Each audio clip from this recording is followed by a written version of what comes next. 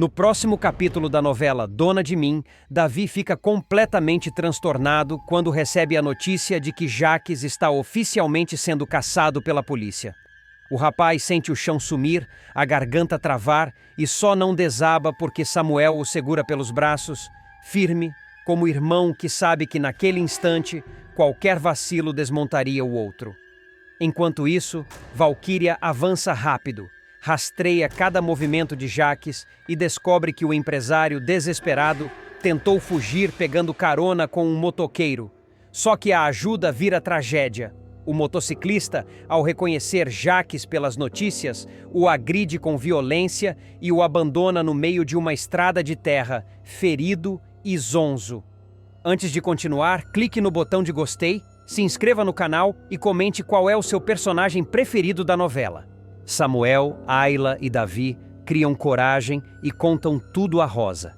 A verdade sobre o assassinato de Abel, o papel de Jaques, o vídeo, a denúncia. Rosa empalidece. É como se alguém tivesse arrancado o ar da casa. Davi, esmagado pelo peso do próprio sobrenome, pede aos irmãos para ficar sozinho. Ele precisa pensar, respirar, se reencontrar antes que a dor se transforme em outra coisa. Raiva, culpa ou algo ainda mais perigoso.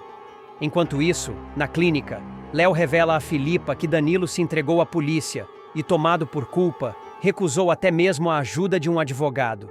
Filipa não aceita essa ideia nem por um segundo. Ela vai até a delegacia, encara Danilo pelos olhos e, com uma força que ele não sabia que ela carregava, o convence a aceitar a ajuda de Yuri. Você não vai enfrentar isso sozinho, ela dispara. Danilo, quebrado por dentro, finalmente cede, e, em outra parte da cidade, o destino faz seu movimento mais irônico. Jaques, machucado, faminto e tentando se misturar à noite, toca violão em um bar de beira de estrada para conseguir alguns trocados. É quando Tânia entra, sem imaginá-lo ali. Ela congela. Ele ergue o rosto e, pela primeira vez, o vilão parece pequeno, quase um fantasma de si mesmo, prestes a enfrentar o capítulo mais sombrio da própria história. Após tantos golpes, Rosa não morre e sobrevive no final de Dona de Mim. O público vai acompanhar uma virada que promete mexer com toda a estrutura emocional da trama. Rosa, mulher de fibra, que passou a vida inteira lutando para manter a família unida, vai enfrentar o maior vendaval de sua trajetória. E ao contrário dos boatos que vinham circulando nos bastidores, ela não morrerá. A veterana seguirá viva, firme, resistente, mesmo atravessando os piores golpes que Jaques já lhe impôs. A dor de Rosa começará a ganhar novos contornos quando ela finalmente se deparar com a verdade cruel. Jaques, o próprio filho a quem ela dedicou amor, paciência e inúmeras segundas chances, foi o responsável direto pela morte de Abel. O crime, motivado pela ganância e alimentado por anos de ressentimento, veio à tona depois que Samuel e Davi encontraram o vídeo que Jaques tentou enterrar a qualquer custo. O registro que mostrava o empresário sabotando os freios do carro de Abel na calada da noite. Ao saber disso, Rosa será tomada por uma mistura arrasadora de incredulidade e decepção. Ela não grita, não desmaia, não se desespera. A dor dela é silenciosa, funda, o tipo que racha o coração sem fazer barulho. O chão desaparece sob os pés da matriarca, que sente como se a alma inteira desabasse por dentro. Mas mesmo assim, ela permanece de pé. Rosa sempre permaneceu. A revelação se torna o último empurrão que faltava para o destino cobrar o que é devido. Jaques, encurralado, perseguido pela polícia e abandonado até por antigos aliados, finalmente começará a pagar por cada crime, cada mentira, cada manipulação que espalhou como veneno ao longo dos anos. E enquanto tudo isso acontece do lado de fora, Rosa trava outra batalha dentro de si, o avanço do Alzheimer. Dias antes dessa grande reviravolta, a idosa já havia mostrado sinais preocupantes. A perda de memória, a repetição de frases, a confusão sobre horários e lugares, tudo isso parecia, a princípio, apenas resultado do estresse emocional constante. Mas a verdade veio como um golpe. o diagnóstico de Alzheimer precoce. Rosa recebeu a notícia com serenidade, embora seus olhos dissessem tudo o que sua boca não teve coragem de pronunciar, que ela tinha medo. Medo de esquecer seus filhos. Medo de perder as lembranças de Abel. Medo de desaparecer aos poucos, enquanto o mundo continuava. O problema se intensificou quando Jacques, ciente da fragilidade da mãe, passou a usar a doença para acelerar seu plano de tomar a curatela. Em um dos momentos mais cruéis da novela, ele armou uma situação que fez Rosa se perder pelas ruas. A idosa caminhou desorientada por horas, atravessando avenidas sem perceber os riscos, chamando por Abel, por Samuel, por nomes de pessoas que nem estavam mais vivas. A cena, que deixará o público arrasado, quase culmina em uma tragédia. Rosa quase é atropelada quando tenta atravessar a via, achando que está entrando no quintal de sua antiga casa. Por sorte, uma equipe policial a encontra a tempo. A notícia desse episódio se espalha como um raio, e Samuel quase desmonta ao saber que a avó poderia ter morrido sozinha na rua, enquanto Jacques continuava movendo suas peças para tomar a Boaz de uma vez por todas. É esse incidente que desperta Davi, Ayla e até Leona para a realidade. Rosa precisa ser protegida de Jacques e imediatamente. Mas à medida que o vilão começa a enfrentar as consequências dos seus atos, investigação, mandado de prisão, fuga, captura e a queda final, Rosa ressurge com a força que sempre definiu sua trajetória. Mesmo fragilizada pela doença, mesmo quebrada emocionalmente por tudo o que descobriu, ela não se deixa apagar. Ao contrário, encontra apoio na família que verdadeiramente a ama. Samuel é o primeiro a tomar para si a responsabilidade de ampará-la. Ele passa a acompanhá-la em consultas, a organizar medicações, a colocar bilhetinhos pela casa com lembretes carinhosos, a contar histórias antigas para que a memória dela continue sendo alimentada, mesmo que aos poucos. O vínculo entre avó e neto, que já era forte, se transforma em algo quase sagrado. Samuel promete, de mãos dadas com Rosa, que ninguém nunca mais vai machucá-la. Além dele, Ayla se torna um verdadeiro braço direito. A jovem, que sempre enxergou em Rosa uma referência de coragem, começa a criar rotinas, adaptar espaços, procurar atividades que estimulem a mente da idosa. Davi, ainda abalado por tudo o que descobriu sobre Jacques e machucado pela traição do tio, também se aproxima. Ele passa a fazer refeições ao lado de Rosa, a conversar com ela sobre Abel, porque percebe que falar do passado traz à matriarca um brilho especial, como se acendesse fagulhas de lembranças que o Alzheimer tenta roubar. Filipa, Nina e até Danilo, cada um à sua maneira, também contribuem com essa rede de proteção. Eles sabem que a vida de Rosa foi marcada por perdas, mas também por amor, e que ela merece viver seus últimos anos rodeada de afeto, não de medo. A Boaz, que antes era motivo de disputa e dor, agora vira cenário de reencontros, memórias recuperadas e pequenas vitórias diárias. Rosa volta a caminhar pelos corredores com calma. Às vezes reconhece tudo, às vezes não. Mas sempre há alguém ao lado dela. E enquanto isso, nos bastidores da cidade, comentários, suposições e boatos surgem como vento forte. Rosa vai morrer. A personagem vai desaparecer da história. O Alzheimer será o fim dela. Esses rumores ganham força, mas a autora, em entrevistas e respostas veladas nas entrelinhas da narrativa, derruba todos eles. Rosa não morrerá. Rosa sobreviverá. Rosa seguirá sendo o coração emocional da novela. Essa sobrevivência não é apenas física, mas simbólica. Mesmo com a doença avançando, mesmo com o peso do passado, mesmo sabendo que o mundo ao redor pode se alterar antes que ela consiga registrar tudo, Rosa representa resistência. Resistência contra a manipulação, resistência contra a crueldade de Jacques, resistência contra o esquecimento, resistência contra a morte anunciada que todos juravam que viria. O público vai acompanhar momentos de extrema sensibilidade, como Rosa tomando chá com Samuel e perguntando se Abel já chegou do trabalho, confundindo passado e presente. ou quando ela segura a mão de Davi e diz que lembra dele pequeno, correndo pelo quintal. Mesmo não sabendo que essa lembrança pertence na verdade à infância do próprio Jacques.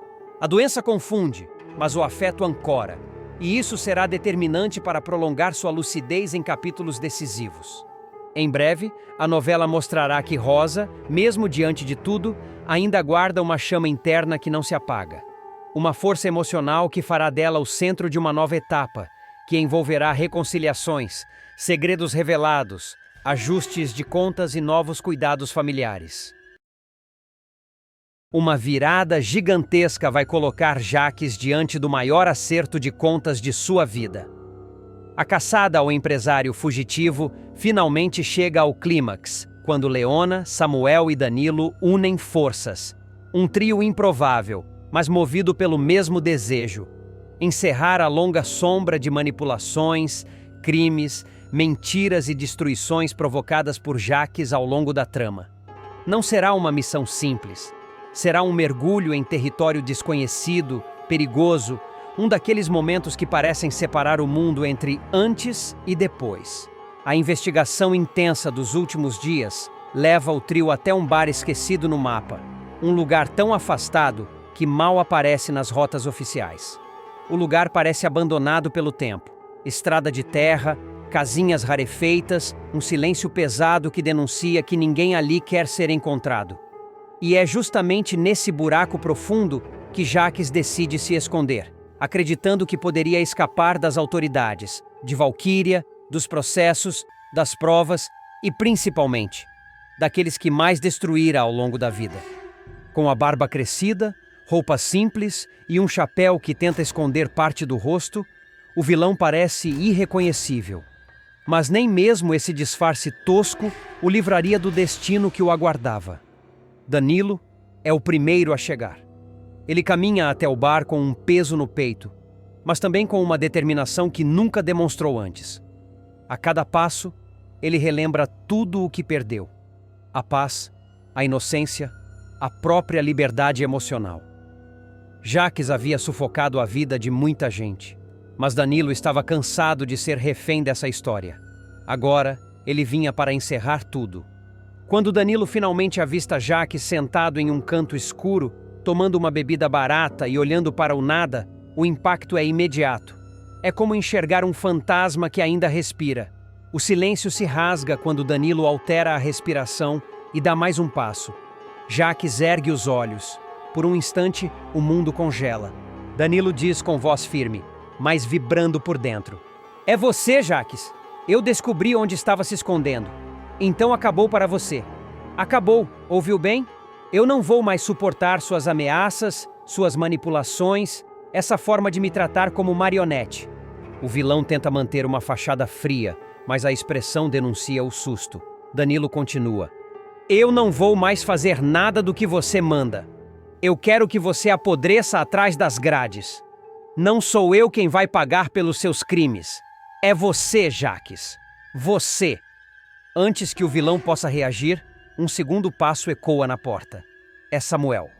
O jovem surge como um raio, com o olhar carregado de um misto de dor, ódio acumulado e uma coragem que finalmente encontrou espaço para florescer. Ele se aproxima devagar, como quem encara o passado pela primeira vez, sem tremer. "É o fim da linha, tio Jacques", dispara Samuel, com a voz embargada pela fúria contida. "Você manipulou todo mundo, acabou com vidas, matou o meu pai, o Abel." As palavras pesam no ar. É como se até as paredes do bar quisessem ouvir. "Fez meus irmãos sofrerem, destruiu a nossa família, e tudo isso sendo parte dela, sendo sangue do mesmo sangue, seu desgraçado. Agora você vai pagar por cada gota de lágrima que fez a gente derramar." Jacques, acuado, tenta se recompor, mas a presença dos dois é esmagadora. Ele jamais imaginou que Samuel, justamente ele, o garoto que sempre subestimou, seria capaz de enfrentar seu olhar naquele momento crucial. Mas ainda falta alguém. A terceira peça desse cerco emocional e policial surge com passos firmes e absolutamente seguros. Leona entra. Não é mais a menina acuada, nem a jovem que Jacques vivia desmerecendo. É uma mulher preparada para colocar fim a um ciclo que feriu gerações inteiras. Ela para diante dele e lança um olhar que mistura dor passada com força presente. É isso, Jacques. Fim da linha para você, declara Leona, sem levantar a voz. Mas sua serenidade corta mais do que um grito. Você sempre implicou comigo em todos os lugares, desde quando eu cuidava da Sofia, sua sobrinha. Uma menina que você nunca teve coragem de amar. Uma menina cujo pai você matou, o Abel. O nome ecoa como sentença. Você não tem limites, Jacques. Tentou até internar sua própria mãe, Dona Rosa, só porque ela era o único fio de humanidade que ainda podia te impedir. Você não respeitou ninguém, não poupou ninguém. E agora? Agora chegou a sua hora. Jacques tenta se levantar, tenta improvisar uma saída, tenta correr. O instinto animalesco de sobrevivência explode, mas já é tarde demais. O bar inteiro parece cercá-lo. As luzes de viatura surgem do lado de fora, cortando o breu daquela estrada esquecida com sirenes que atravessam a alma de qualquer fugitivo. Policiais armados entram aos montes, comandados por agentes enviados pela delegada Valquíria. Jacques percebe que a porta atrás dele está bloqueada, as janelas também, e as palavras que ouviu ecoam como marteladas de sentença. Ele tenta um último tropeço na direção dos fundos, mas escorrega, perde o equilíbrio e é contido. O chão de madeira range quando o vilão cai ajoelhado, derrotado, finalmente sem máscara, sem poder, sem controle. Leona, Samuel e Danilo assistem à cena com respirações diferentes, mas com o mesmo sentimento. O círculo se fechou. Jacques grita, ameaça, tenta inventar justificativas, tenta se debater, mas os policiais o imobilizam. Algemas se fecham em seus pulsos, como o som final de um capítulo que demorou demais para acontecer. Nos instantes seguintes, o bar inteiro parece entrar em suspensão. A poeira sobe do chão conforme os policiais arrastam Jacques para o centro do estabelecimento, enquanto o vilão, completamente desfigurando o próprio orgulho, tenta manter os olhos baixos para esconder o desespero que cresce como uma sombra sufocante. Mas nada disso passa despercebido. A máscara dele, tão cuidadosamente construída ao longo dos anos, desaba de uma vez por todas. Danilo observa com a respiração acelerada. É como se um peso antigo, quase uma maldição, começasse a se deslocar dos seus ombros. Ainda assim, ele não se aproxima, mantém distância, como alguém que finalmente enxerga que não precisa mais se colocar entre o vilão e o abismo. Agora é a lei quem conduz aquele homem que passou a vida desafiando todas as regras possíveis. Samuel, por sua vez, não contém o tremor nas mãos. Ver Jacques algemado desperta lembranças terríveis, mas também uma sensação inédita de justiça, ainda que parcial. Ele não diz nada, não grita, não repete acusações. Apenas observa. O olhar é firme, direto, carregado de toda a verdade que Jacques tentou sufocar por tantos anos. É o reencontro de uma vítima com o próprio trauma, mas dessa vez, com o trauma ajoelhado no chão e sem poder algum. Leona se aproxima um pouco mais. Há algo de simbólico naquele gesto. Ela sempre foi a peça que Jacques subestimou, ignorou, ridicularizou. Agora é ela quem ocupa o espaço mais próximo do vilão enquanto a polícia o levanta. E quando ele tenta virar o rosto para longe dela, como se ainda quisesse evitar o passado, Leona apenas ergue o queixo e mantém o olhar cravado no dele. Sem ódio, sem piedade, apenas verdade. Os policiais puxam Jacques em direção à saída. O bar, que minutos antes servia como esconderijo, agora se torna palco de sua queda pública. Lá fora, 2 viaturas esperam com portas abertas, luzes piscando em vermelho e azul, cortando o breu daquela região afastada. Algumas poucas pessoas da vila próxima, alertadas pelo barulho, observam de longe, sem entender direito o que está acontecendo. Mesmo assim, o clima é claro. Algo grande está desmoronando. No momento em que Jacques cruza a porta, ele tenta se soltar novamente, num último impulso desesperado. O policial mais próximo o segura com força e avisa: aguente firme, Qualquer tentativa de fuga só vai piorar sua situação. O aviso ecoa como uma sentença adicional, e Jacques finalmente se cala. É conduzido até a viatura, ainda respirando rápido, como se buscasse uma saída que simplesmente não existe mais. Danilo sai atrás, sem pressa, como quem fecha um ciclo que o consumiu por tempo demais. Samuel para ao lado de Leona, ambos observando enquanto o vilão é colocado no banco traseiro. Um policial bate à porta, certifica-se do travamento e passa as informações pelo rádio. O barulho seco da porta sendo fechada soa quase como um capítulo sendo virado.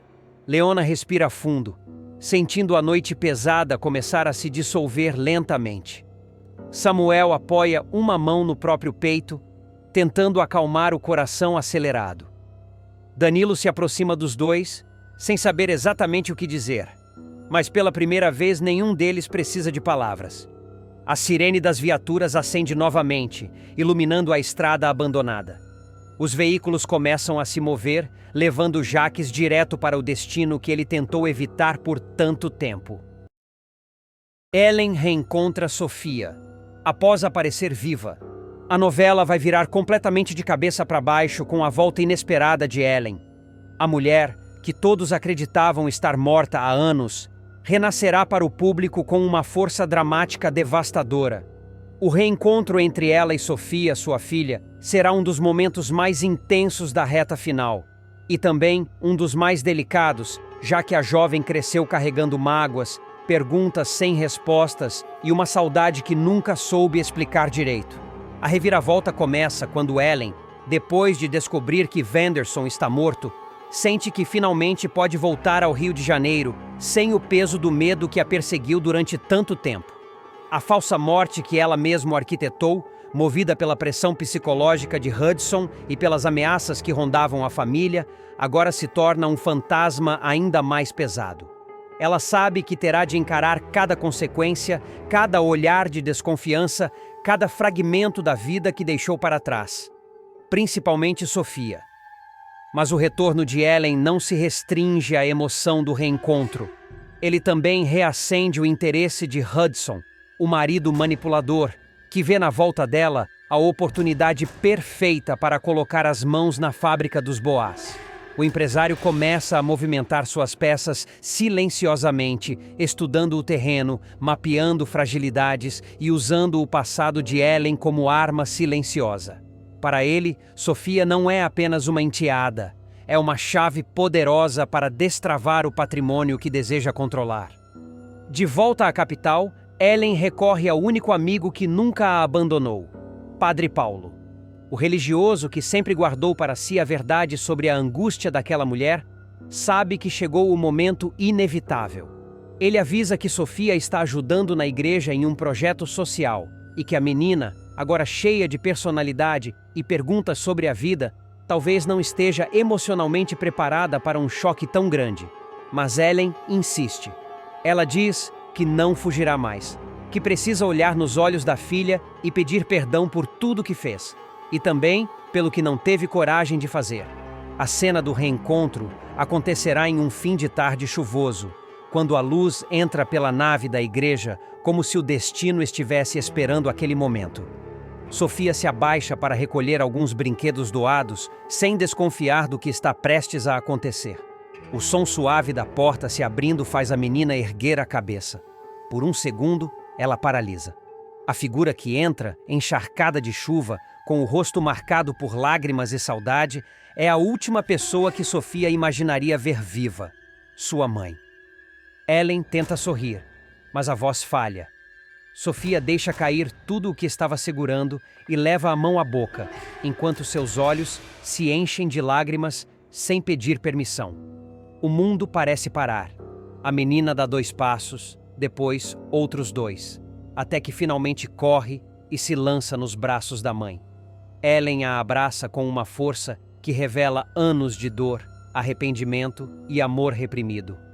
"Minha filha", sussurra ela, quase sem voz, como quem tenta confirmar para si mesma que aquilo é real. Mas nem tudo será emoção e ternura. Nos bastidores desse reencontro histórico, Leona e Samuel começam a perceber que algo muito estranho está acontecendo. A presença de Ellen no Rio de Janeiro desperta suspeitas imediatas.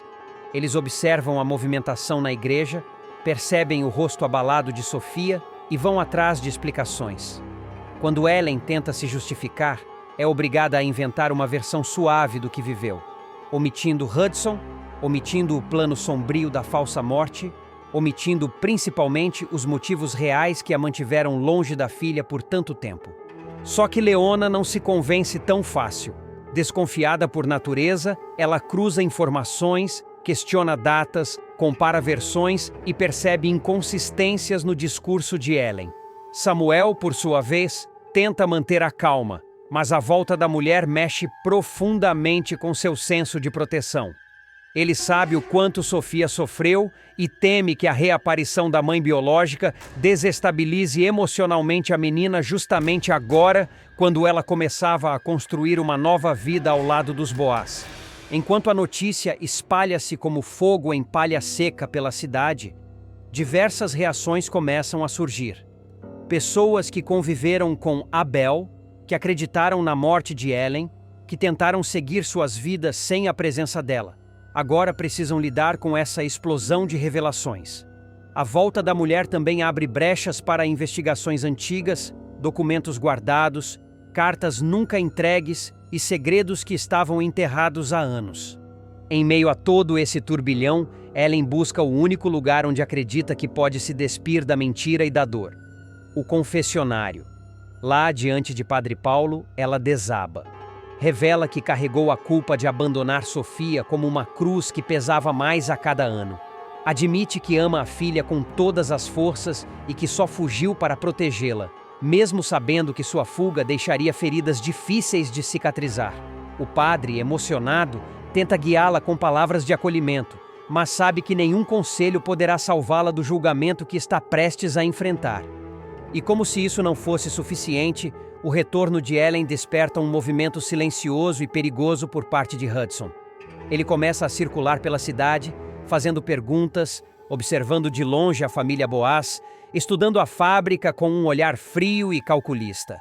Para ele, o reencontro de mãe e filha não é um evento emocional, é uma oportunidade de ouro, e Hudson jamais desperdiça oportunidades.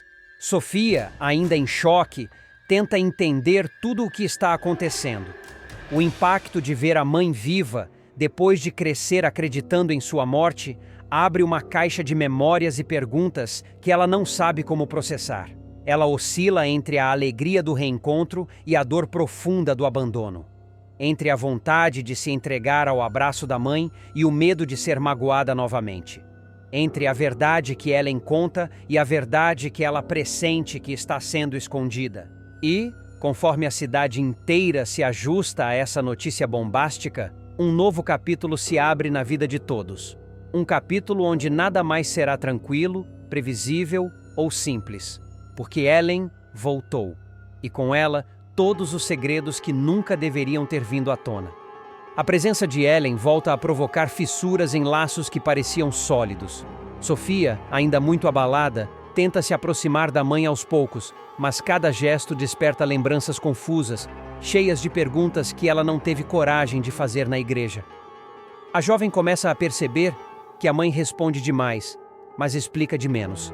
E isso só aumenta a sensação de que existe algo muito maior escondido por trás daquela falsa morte.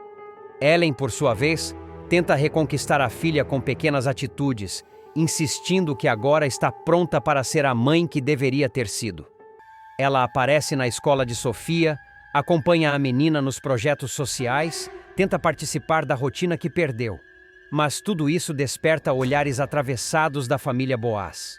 Samuel, especialmente, começa a vigiar cada movimento da mulher, temendo que o amor de Ellen esteja misturado com interesses que ele não compreende. Leona, sempre intuitiva, sente que a aproximação é rápida demais, intensa demais, quase como se Ellen tivesse pressa para cumprir algum objetivo escondido.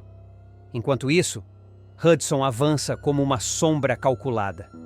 Ele finge apoio ao retorno da esposa, mas age nas entrelinhas, se aproximando sorrateiramente de pessoas ligadas à fábrica. Ele pede informações, questiona contratos antigos, descobre fragilidades nos documentos deixados por Abel e percebe que pode interferir diretamente na disputa patrimonial. O empresário passa a agir como se fosse o novo protetor de Ellen, mas, na verdade, prepara o terreno para tomar controle da empresa. O plano envolve usar a maternidade de Ellen como trunfo emocional e jurídico, transformando Sofia em peça-chave de um jogo muito maior do que a jovem imagina. Padre Paulo percebe a movimentação estranha e tenta advertir Ellen. Ele a procura novamente na sacristia e insiste para que ela conte a verdade à filha antes que alguém use a situação para machucá-las. Mas Ellen hesita. Ela teme perder Sofia para sempre caso revele o papel de Hudson em sua fuga e, principalmente, o quanto permitiu que o marido manipulasse suas escolhas. O remorso pesa, mas o medo pesa mais ainda. No núcleo da fábrica, rumores começam a surgir. Funcionários afirmam ter visto um homem desconhecido analisando a entrada de caminhões, vasculhando documentos antigos e circulando pelos arredores da propriedade como se estivesse medindo o terreno. O boato chega rapidamente aos ouvidos de Samuel, que passa a desconfiar que o retorno de Ellen e o interesse desse suposto investidor não são coincidência. Ele consulta registros, revisita papéis de Abel e descobre que existe uma brecha jurídica que pode colocar o patrimônio da família em risco caso Ellen reivindique parte da herança de Sofia. Jacques leva surra durante fuga e é humilhado por Tania. O chão começa a ruir definitivamente sob os pés de Jacques, e o que parecia apenas uma fuga desesperada vira um desfile de humilhações, golpes, tropeços e revelações que expõem, sem anestesia, a verdadeira face do vilão. Com a prisão decretada após a descoberta de que ele é o assassino de Abel, Jacques entra numa espiral de desespero. A máscara cai de vez e tudo o que ele sempre escondeu, cobiça, frieza, manipulação e o falso ar de autoconfiança, se desfaz como papel molhado diante da inevitável queda. Logo no início da fuga, ele toma a decisão que considera a mais inteligente: desaparecer antes que a polícia bata novamente à sua porta.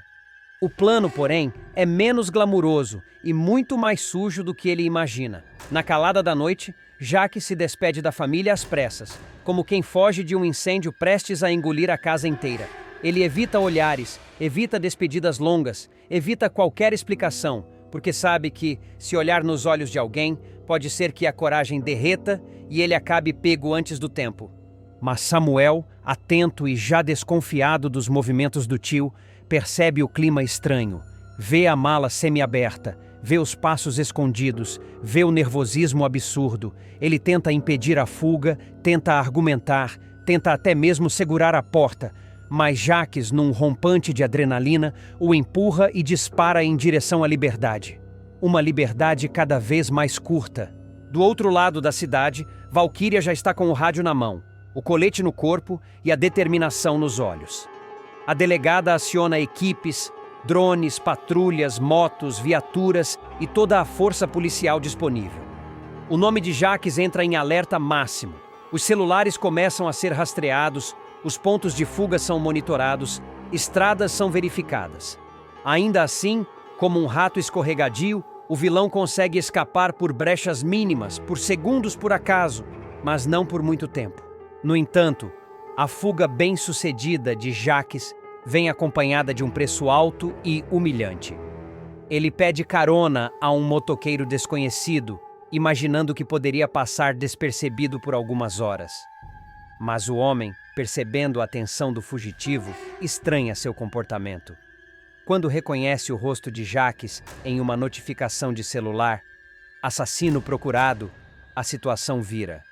O motoqueiro para a moto bruscamente, arrasta Jacques para o chão, o empurra contra a terra batida e o golpeia sem dó.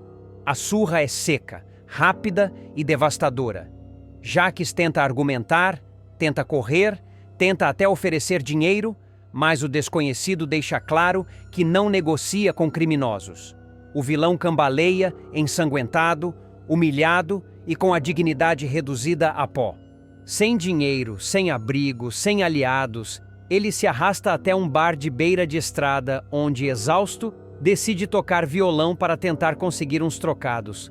É uma cena patética. O vilão, que já comandou esquemas, manipulações, empresas e vidas inteiras, agora está sentado num banco instável, com um violão desafinado, tentando cantar para desconhecidos indiferentes. E é justamente ali, no momento mais baixo de sua existência, que Tânia surge. A aparição da ex-mulher corta o ar como um trovão. Jacques congela. Tânia entra, firme, impecável, com a postura de quem sabe exatamente o que está fazendo ali. Ela o encara com um sorriso que mistura nojo, vingança e um toque de alívio. "Achei que você poderia estar aqui", diz ela, como quem comunica uma evidência. Jacques tenta disfarçar a vergonha, escondendo o hematoma no rosto, ajeitando o violão, tentando manter uma postura altiva, mas falha miseravelmente. Tânia se aproxima. O clima entre eles é elétrico, incômodo, afiado. Ela revela como descobriu o esconderijo. Explica que seguiu rastros simples demais, pistas deixadas pelo próprio Jacques em sua pressa desesperada. E sem poupar palavras, ela pisa na alma dele. "Olha onde você veio parar", ela dispara. O grande Jacques Boaz, reduzido a tocar violão por esmola. Um assassino acovardado se escondendo atrás de músicas tristes. "Se eu tivesse pena, talvez chorasse. Mas você não merece lágrima nenhuma." As palavras dela atravessam como navalhas. Cada sílaba expõe a fragilidade de Jacques, sua solidão absoluta, sua ruína moral.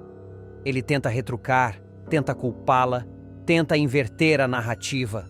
Mas Tânia o desmonta com a mesma precisão de alguém que já estudou cada fraqueza daquele homem.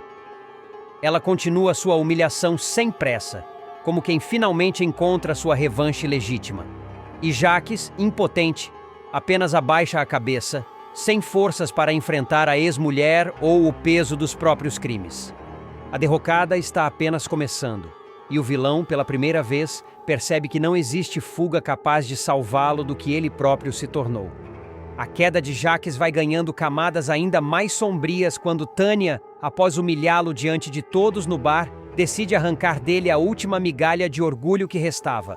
Ela se inclina, fixa os olhos no rosto abatido do ex-marido e diz em voz baixa, afiada como uma lâmina: "A polícia está mais perto do que você imagina. E sabe o que é pior, Jacques? Você não tem mais ninguém. Nem família, nem aliados, nem desculpas. Só esse violão desafinado e a culpa que você mesmo plantou." A expressão dele se contorce entre raiva e pânico, mas Tânia não recua. Pelo contrário, dá um passo adiante e crava a verdade final. "Eu avisei que seu reinado não ia durar. Agora aproveita, porque a humilhação é só o começo." Ela vira as costas com frieza e deixa o bar como quem encerra um capítulo, enquanto Jacques permanece ali, imóvel, diante de um público que não o reconhece, mas que sente o cheiro de desgraça impregnado no ar. Poucos minutos depois, a tensão aumenta. 2 homens na porta trocam olhares discretos ao identificar o rosto do fugitivo. Um deles toca o celular, tentando ser discreto, mas Jacques percebe. O coração dispara. Ele larga o violão, que cai com um estrondo seco, e corre pelos fundos do bar, esgueirando-se por becos estreitos, tropeçando em sacos de lixo e caixas empilhadas. A perseguição vira um espetáculo triste. O vilão, outrora cheio de soberba, agora cambaleia como um homem quebrado, fugindo não só da polícia, mas de si mesmo. Cada passo é um lembrete cruel de que o fim se aproxima. Valquíria, atualizada sobre a nova localização, acelera as equipes. Viaturas cortam a noite, sirenes ecoam pela rua, helicópteros iluminam o céu. Samuel, ao lado da delegada, observa tudo com o peito apertado, dividido entre o horror que o tio cometeu e a dor de ver um pedaço da própria família desmoronar diante dos seus olhos. Enquanto isso, Jacques se arrasta para um galpão abandonado. Sangrando, ofegante, ele tenta se esconder entre caixas velhas, mas seus movimentos são barulhentos demais. Seu corpo treme, sua respiração denuncia sua presença. Ele sabe que tem poucos minutos, talvez segundos. Do lado de fora, o barulho das botas se aproxima, lanternas riscam o escuro. O eco das vozes policiais invade cada canto. Valquíria ergue a mão, sinalizando silêncio, e dá a ordem para avançar. Jaques, acuado, encara o vazio, como se pudesse encontrar uma saída que nunca existiu. O rosto marcado pela surra, a roupa rasgada, a alma em ruínas. Ele tenta ficar de pé, mas as pernas fraquejam.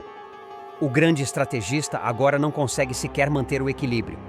E antes que tenha tempo de pensar em mais um golpe, mais uma mentira, mais uma fuga improvisada, o galpão é tomado por luzes, gritos e comandos.